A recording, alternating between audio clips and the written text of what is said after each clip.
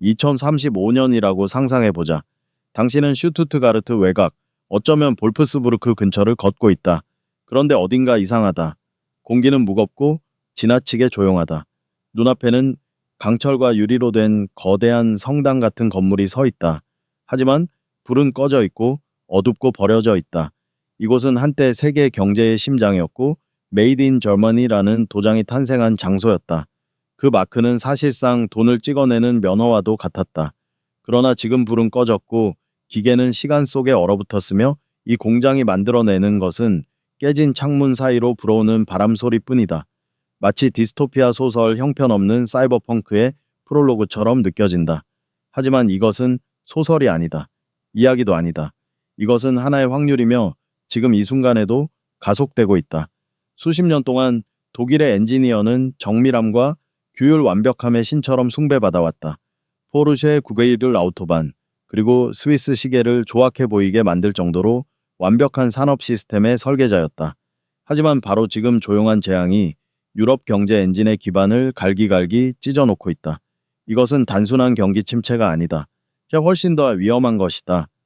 특정한 종류의 산업적 지성이 서서히 멸종해가는 과정이다. 이 영상에서 우리는 독일의 가장 위대한 자산을 유산이 된 부담으로 바꾸고 있는 숨겨진 위기를 파헤칠 것이다. 그 배경에는 오만함 에너지 정책의 자해, 인구 붕괴, 그리고 세계가 근본적으로 변했다는 사실을 인정하지 않으려는 태도가 치명적으로 뒤엉켜 있다. 그러니 커피 한 잔을 준비하라. 아니면 그보다 더 강한 무언가를 준비해도 좋다. 이것은 제조업의 황금 표준이 어떻게 녹슨 철로 변해갔는지, 그리고 완벽함 그 자체가 어떻게 함정이 되었는지에 대한 이야기다. 지난 50년 동안 독일의 엔지니어들은 이 틈을 최소화하는데 거의 집착에 가까울 정도로 몰두해왔다. 거의 집요하다 못해 집착적이었다.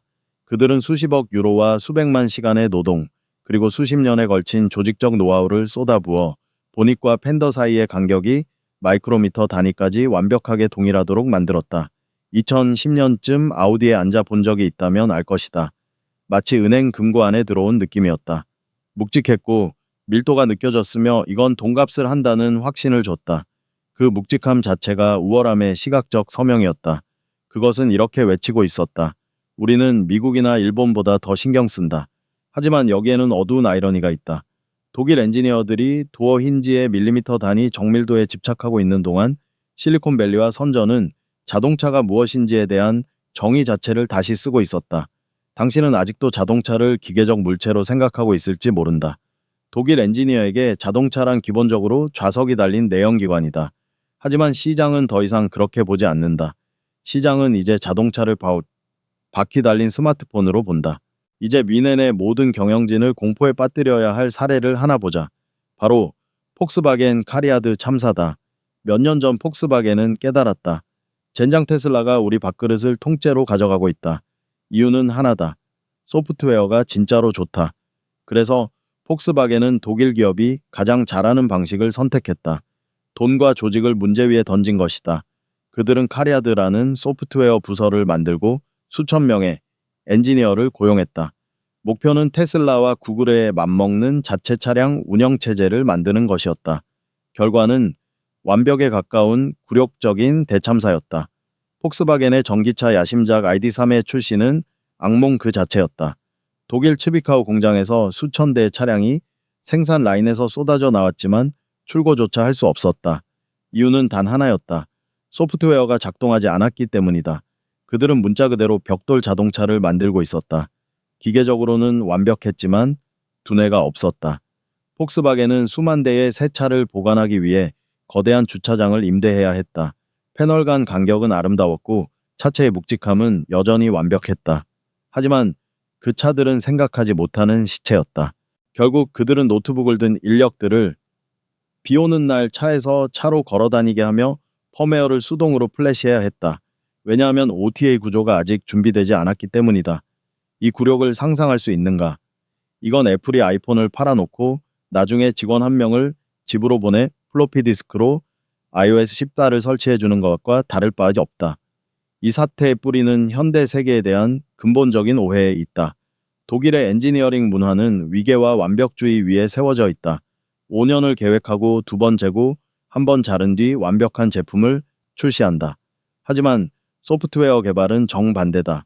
빠르게 움직이고 깨뜨리며 베타 테스트를 하고 80% 완성된 제품을 먼저 내놓는 뒤 나중에 고친다. 독일식 사고방식은 이를 이해하지 못한다. 전통적인 독일 기계 엔지니어에게 베타 소프트웨어 출시는 거의 도덕적 실패처럼 느껴진다. 그 사이 독일이 볼륨 노브의 촉감을 완벽하게 다듬고 있는 동안 BYD와 니오 같은 중국 제조사들은 대형 터치스크린, AI 보조 기능, 매끄러운 소프트웨어 통합을 절반 가격의 자동차에 집어넣고 있다. 여기 숨겨진 위기가 있다. 독일 엔지니어의 핵심 역량이었던 기계적 완벽함이 이제는 범용화된 상품이 되어가고 있다는 점이다. 인포테인먼트 시스템이 노래를 바꾸는 데마다 3초씩 버벅거리는데 누가 완벽한 패널 간격을 신경 쓰겠는가? 가치 사슬은 하드웨어에서 소프트웨어로 이동했다. 그런데 독일은 코딩 해커톤에 캘리퍼스 정밀 측정기를 들고 나온 셈이다. 잠깐 확인해보자. 다음 이야기로 넘어가기 전에 묻고 싶다. 요즘 자동차를 살 때 당신이 더 중요하게 여기는 건 무엇인가? 버튼의 감촉과 마감 품질인가? 아니면 기술과 화면인가? 솔직하게 아래 댓글로 남겨달라. 팀 스팔트마스 패널 간격인가? 아니면 팀 아이패드인가? 둘째 에너지 자살 협약, 노르트 스트림 숙취다. 이제 기술에서 기본적인 경제로 방향을 틀어보자. 공장을 운영하려면 세 가지가 필요하다. 원자재, 노동력, 에너지. 이 중 하나라도 지나치게 비싸지면 끝이다. 지난 20년 동안 독일의 전체 경제 모델, 이른바 기적의 경제는 하나의 취약한 방정식 위에 서 있었다. 값싼 러시아산 가스로 구동되는 고부가가치 수출 산업. 그것은 지속되는 동안에는 참으로 아름다운 사기였다. 독일은 성가신 지정학적 중간자들을 우회해 러시아와 직접 연결되는 파이프라인 노르트 스트림 1과 2를 건설했다. 값싼 에너지를 마음껏 흡수했고 그 덕분에 독일의 높은 임금 수준에도 불구하고 BF, 티센크루프 바이엘 같은 기업들은 대규모 화학, 철강 공장을 경쟁력 있는 비용으로 돌릴 수 있었다. 그러다 2022년 2월이 왔다. 러시아가 우크라이나를 침공했다. 파이프라인은 폭파됐다. 누가 했는지는 오늘은 그 토끼굴로 들어가지 않겠다.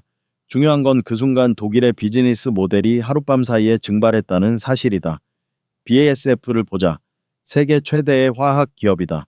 루트비이스 하펜에 있는 이들의 단지는 사실상 하나의 도시다. 소비하는 에너지 양만 놓고 보면 스위스 전체와 맞먹는다. 2022년 가스 가격이 폭등하자 BASF의 비용은 단순히 올라간 수준이 아니라 수직 상승했다. 그렇다면 합리적인 기업은 무엇을 할까 떠난다. BASF는 이제 유럽에서의 사업을 영구적으로 축소하고 있다. 일자리를 줄이고 암모니아 공장을 폐쇄하며 투자를 어디로 옮기고 있을까? 중국이다. 그들은 중국 잔장에 100억 달러 규모의 대형 복합 단지를 짓고 있다. 이것이 의미하는 바를 생각해보라. 독일의 화학 산업은 모든 산업의 기반이다. 플라스틱, 비료, 의약품, 자동차 부품 모두 화학 산업이 없으면 존재할 수 없다. 이 핵심 산업이 떠나면 공급망 전체가 무너진다.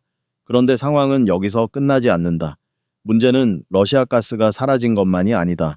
독일의 자체 에너지 정책은 좋게 말해도 정신분열적이다.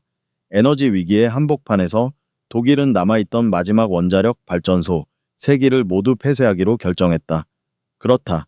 제대로 들었다. 프랑스는 원자로를 짓고 있고 미국은 소형 모듈 원자로를 검토하고 있는 바로 그 시점에 독일은 1980년대 녹색운동에서 비롯된 핵에너지에 대한 트라우마적 공포에 이끌려 안정적이고 탄소 배출이 없는 기저전력을 스스로 꺼버렸다. 그 결과 오늘날 독일의 엔지니어들은 텍사스나 광저우의 경쟁자들보다 전기요금을 2배, 3배 더 내고 있다. 중간 규모의 독일 제조업체를 하나 상상해보자. 특수 베어링을 만든다. 경쟁 상대는 오하이오에 있다. 그의 월 전기요금은 1만 달러다. 당신의 전기요금은 3만 5천 달러다. 이 상황에서는 당신의 엔지니어링이 아무리 뛰어나도 아무 의미가 없다. 볼 베어링이 1보 더 둥글다고 해서 상황이 달라지지는 않는다. 계산이 맞지 않는다. 이것이 바로 경제학자들이 말하는 탈산업화다. 공장이 폭발하는 게 아니다.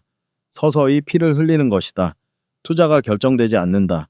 새 생산 라인이 바이에른이 아니라 사우스캐롤라이나나 헝가리로 간다. 여기서 독일 엔지니어가 쓸모 없어지는 이유는 그들이 만드는 법을 잊어서가 아니다. 그들이 서 있는 땅의 비용이 너무 비싸졌기 때문이다. 그들은 세계 최고의 셰프들이지만 식당 주인이 월세를 아끼겠다고 주방에 불을 질러버린 셈이다. 그리고 아직 이 엔지니어들이 은퇴하면 누가 그 자리를 대신할 것인지에 대해서는 말도 꺼내지 않았다. 그건 그 자체로 또 하나의 공포 이야기다. 셋째 회색 쓰나미, 사라진 손들, 에너지 가격이 가슴을 관통한 총상이라면 다음 문제는 수돗물에 섞인 서서히 작용하는 독약이다. 지루하고 통계적이며 그러나 100% 치명적이다. 인구 구조다. 상황을 하나 그려보자. 한스를 소개한다. 한스는 본퍼베르크에 있는 미텔슈탄트 기업의 수석기계 엔지니어다. 58세다. 그는 유압 펌프 도면을 보면 3초 안에 왜 고장 날지를 말해줄 수 있다. 그의 머릿속에는 40년치 현장 지식이 들어있다. 그는 왜 1998년에 공급업체를 바꿨는지 알고 있고 3번 홀에 있는 밀링 머신의 고질적인 버릇도 안다. 5년 뒤 한스는 은퇴한다. 그리고 여기서 위기가 시작된다. 한스를 대체할 사람이 없다. 독일은 지금 그랜드 캐니언이 웅덩이처럼 보일 정도의 인구 절벽을 마주하고 있다. 독일 기술자 협회에 따르면 이미 수십만 명의 엔지니어가 부족한 상태다. 하지만 전망은 훨씬 더 끔찍하다. 2030년까지 모든 산업을 통틀어 약 300만 명의 숙련 노동자가 은퇴로 사라질 것이다. 이렇게 말할 수도 있다. 그럼 젊은 졸업생을 뽑으면 되지 않나? 무슨 졸업생인가? 독일은 선진국 가운데서도 출산율이 가장 낮은 나라 중 하나다. 애초에 아이가 충분히 태어나지 않는다. 그리고 20년 전에 태어난 그 아이들조차 조부 세대처럼 기계공학을 공부하지 않는다. 그들은 인플루언서가 되길 원하거나 사회과학으로 가거나 똑똑하다면 취리나 실리콘밸리로 떠난다. 거긴 연봉이 2배다. 이것이 바로 두뇌 유출이다. 숫자를 보자. 미넨의 BMW에서 일하는 최상위급 엔지니어의 연봉은 연 85,010만 달러 수준일 수 있다. 하지만 독일의 가혹한 세금과 사회보험 부담을 제하면 실제 손에 쥐는 돈은 약 5만 5천 달러 정도다. 같은 기술을 가진 그 엔지니어는 미국으로 옮겨 엔비디아나 테슬라에서 일하며 연 25만 달러를 그것도 더 낮은 세율로 벌 수 있다. 그런데 왜 최고의 인재가 커리부어스트를 위해 남아있겠는가? 그 결과는 역량의 공동화다. 오늘날 독일의 엔지니어링 회사에 들어가 보면 회색 머리가 즐비하다. 9세대는 남아있지만 신입 책상들을 보라. 비어있거나 멘토가 없는 사람들로 채워져 있다. 멘토들은 인력 부족으로 생긴 불을 끄느라 바쁘기 때문이다. 우리는 지금 제도적 기억의 상실을 목격하고 있다. 한스가 마지막으로 문을 나서는 순간 그는 40년치 문제 해결 능력을 함께 가져간다. 그것은 클라우드 서버에서 다운로드할 수도 없고 이틀짜리 온보딩 세미나로 신입에게 주입할 수도 없다. 독일식 엔지니어링은 결코 사양만의 문제가 아니었다. 도제와 숙련의 문화였다. 그런데 그 사슬이 끊어지고 있다. 장인은 떠나고 견습은 틱톡에서 주 35시간 근무를 불평하고 있다. 이 영상을 보고 있는 엔지니어들에게 묻고 싶다. 당신의 산업에서도 이런 두뇌 유출을 보고 있는가? 선배들이 떠나고 그 자리를 채울 사람이 없는가? 댓글로 알려달라. 당신은 한스인가 아니면 팩스 요새에 홀로 남은 불안한 주니어인가? 관료주의에 의한 죽음. 팩스 이야기로 농담한다고 생각했다면 그건 오해다. 진짜다. 우리는 AI의 양자 컴퓨팅 블록체인의 시대에 살고 있다. 그런데도 독일의 행정국가 엔지니어들이 의존하는 인프라는 1905년에 멈춰 서 있다. 다음 이야기는 코미디 스케치처럼 들리지만 사실은 비극이다. 2021년 팬데믹의 정점에서 독일 보건당국은 감염률을 추적해야 했다. 지역 검사실에서 베를린의 중앙정부로 중요 데이터를 어떻게 보냈을까 팩스로 보냈다. 엑셀 시트를 출력해 팩스 기계로 가져가 번호를 눌렀다. 종이가 떨어지기도 했고 통화 중이기도 했다. 자동차와 MP3 포맷을 발명한 나라가 가멸지로 생물학적 전쟁을 치르고 있었던 것이다. 종이와 절차에 대한 집착은 혁신을 질식시키고 있다. 독일에는 관료주의 타파라는 말이 있다. 정치인들은 매년 외친다. 그리고 매년 규정집은 더 두꺼워진다. 테슬라의 베를린 기가 팩토리를 보자. 일론 머스크가 독일에 공장을 짓기로 했을 때 그는 이렇게 생각했다. 좋아 독일 엔지니어링 독일식 효율. 현실은 독일의 계획위원회와 정면 충돌이었다. 공장은 몇 달이나 지연됐다. 이유는 겨울잠 자는 뱀과 모래도마뱀 때문이다. 꾸며낸 이야기가 아니다. 지역 환경단체와 관료 절차가 특정 개미와 도마뱀 개체군을 이전해야 한다는 이유로 수십억 유로 규모의 프로젝트 수천 명의 일자리를 창출할 프로젝트를 멈춰 세웠다. 오해하지 말자. 자연 보호는 중요하다. 하지만 절차는 끝이 없었다. 공장이 지어지기도 전에 페인트 냄새를 걱정하는 시민 공청회가 열렸다. 누군가 물 사용 허가에 1년이 더 걸릴 거라고 말하자 머스크는 회의에서 웃으며 말했다. 이건 미친 짓이다. 중국과 비교해보라. 상하이에서 테슬라는 맨땅에서 1개월 만에 생산에 들어갔다. 독일에서는 예비 허가 도장 하나 받는데 그만큼의 시간이 걸렸다. 독일 엔지니어에게 이것은 참담하다. 혁신하고 싶다고? 좋아. A38 양식을 작성해라. 6주를 기다려라. 아, 글꼴 크기가 틀렸다. 반려. 다시 제출해체해라. 이것은 위험 회피 문화를 만들어낸다. 서류 절차가 악몽인데 왜 새로운 시도를 하겠는가? 실패하면 범죄자처럼 취급하는 독일의 파산법 아래서 왜 스타트업을 시작하겠는가? 실리콘밸리에서는 실패가 명예훈장이다. 회사 3개 말아먹었고 많이 배웠다. 이제 4번째에 투자받는다. 하지만 독일에서 파산은 낙인이다. 실패자다. 은행은 등을 돌린다. 그래서 엔지니어들은 안전한 길을 택한다. 수소 연료 전지를 발명하기보다 디젤 엔진을 50번째로 다듬는다. 교통의 정의를 다시 쓰기보다 도 핸들을 최적화한다. 관료주의는 속도를 늦추는 데서 그치지 않고 상상력 자체를 불임으로 만든다. 5째 중국 쇼크 2.0 학생이 스승이 되다. 여기서부터는 배경음이 어두워져야 한다. 지금까지 이야기한 것 소프트웨어 에너지 인구구조 관료주의는 모두 자해성 상처 내부 문제였다. 그런데 독일이 스스로 발에 총을 쏘는 동안 포식자가 방에 들어왔다. 30년 동안 독일과 중국의 관계는 단순했다. 스승과 제자였다. 폭스바겐은 1980년대에 중국에 진출한 선구자였다. 중국의 자동차 만드는 법을 가르쳤고 합작사를 세웠다. 거래는 이랬다. 기술을 주면 거대한 시장을 준다. 독일 경영진은 이를 사랑했다. 수십억을 벌었다. 그리고 오만해졌다. 중국은 우리의 스팔트마스 패널 간격 정밀도를 절대 따라잡지 못해. 베끼는 건 해도 창조는 못해. 2023년 4월 상하이 모터쇼. 독일 자동차 산업의 스푸트니크 순간이었다. 독일 경영진이 전시장을 걸어 다니는 동안 얼굴에서 피가 빠지는 게 보일 정도였다. 그들이 본 것은 BYD 니오 샤오펑 지커의 차들이었다. 10년 전의 값싼 플라스틱 짝퉁이 아니었다. 아름다웠고 독일이 무시했던 LFP 배터리 같은 더 나은 배터리 기술을 갖췄으며 아이패드처럼 작동하는 소프트웨어, 그리고 폭스바겐보다 30% 저렴한 가격이었다. BYD 차량에 앉아 인포테인먼트를 만지작거리다 혼잣말로 욕을 내뱉은 부데디뷰 임원의 유명한 일화가 있다. 그 순간 그는 깨달았다. 우리는 더 이상 스승이 아니다. 우리는 공룡이다. 비아디는 모든 것을 내재화한다. 리튬 광산을 소유하고 블레이드 배터리를 만들며 칩과 자동차를 생산한다. 심지어 유럽으로 차량을 실어 나르는 대형 운반선까지 소유한다. 그들의 수직 통합은 독일의 공급망을 혼란스러운 퍼즐처럼 보이게 만든다. 그리고 이제 BYD 익스플로러 노 꽈리라는 거대한 자동차 운반선이 브레머하펜에 입항해 현지 제품보다 더 싸고 솔직히 말해 종종 더 나은 전기차 수천 대를 쏟아내고 있다. 여기서 독일 엔지니어가 밀리는 이유는 능력이 없어서가 아니다. 중국의 속도로 움직이고 거의 무제한의 정부 지원을 받으며 원자재를 장악한 경쟁자와 싸우고 있기 때문이다. 독일은 중국산 수입품에 관세로 맞서려 한다.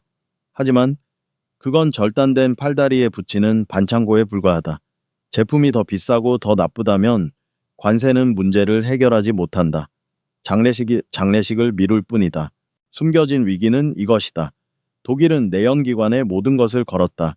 그리고 그들이 피스톤을 닫고 있는 동안 중국은 배터리 시장을 장악했다. 6째 코닥 모먼트. 탁월함의 오만. 경영사를 조금이라도 공부했다면 코닥의 이야기를 알고 있을 것이다. 코닥은 디지털 카메라를 발명했지만 필름 판매로 너무 많은 돈을 벌고 있었기 때문에 그 기술을 묻어버렸다. 기존의 것에 너무 뛰어났던 나머지 새로운 시대에서는 살아남지 못한 것이다. 지금 독일은 국가 차원의 코닥 모먼트를 겪고 있다.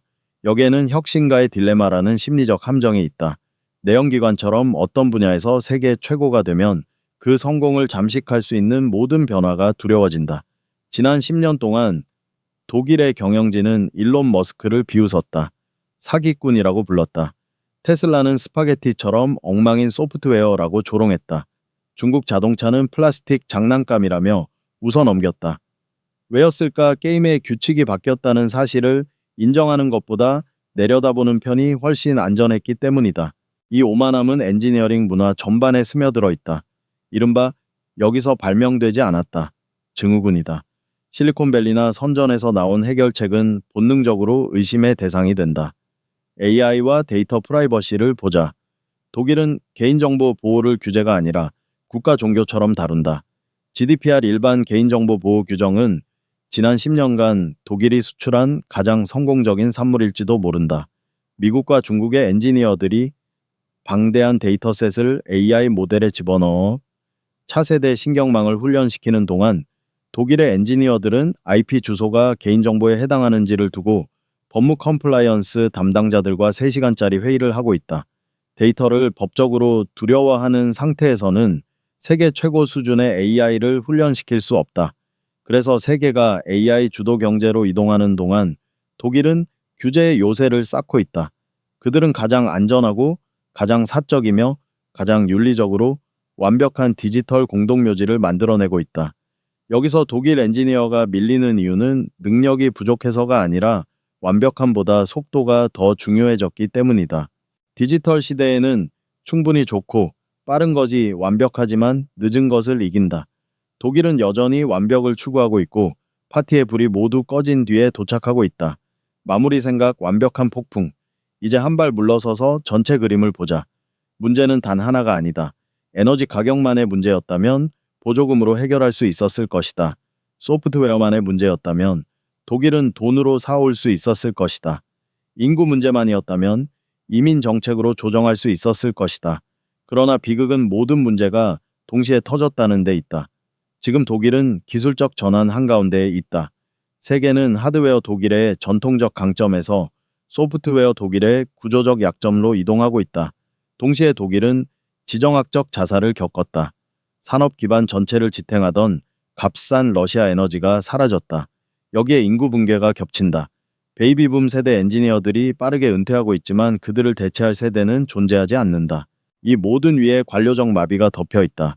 진보보다 서류를 사랑하는 국가 시스템, 그리고 마지막으로 등장한 경쟁 포식자 학생에서 스승으로 변한 중국이다. 이것이 바로 숨겨진 위기다. 이것은 경기 침체가 아니다. 구조적 단절이다.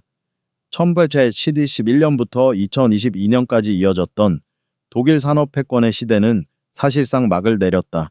그렇다고 독일이 제3세계의 국가가 될까? 아니다. 독일은 여전히 부유하고 안정적이며 편안한 나라로 남을 것이다. 하나의 살아있는 박물관처럼 말이다. 관광객들은 아름다운 성을 보러 오고 공사 중이 아니라면 아우토반을 달릴 것이다. 그러나 세계를 움직이는 역동성과 미래를 설계하는 힘은 이제 동쪽과 서쪽으로 이동하고 있다. 독일 엔지니어의 비극은 역설적이다. 그들은 모든 것을 옳게 했다.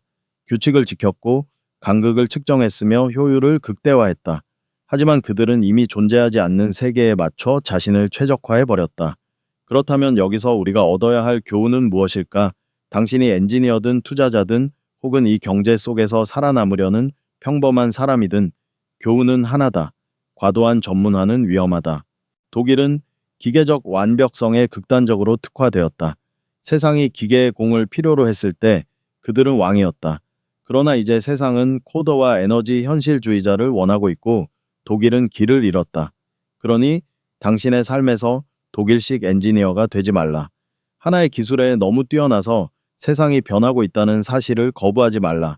적응하라. 완벽하지만 느린 존재가 되기보다는 투박하더라도 빠르게 움직여라. 그리고 제발 이웃을 침공하는 사람에게서 나오는 값세싼 가스에 미래를 걸지 말라.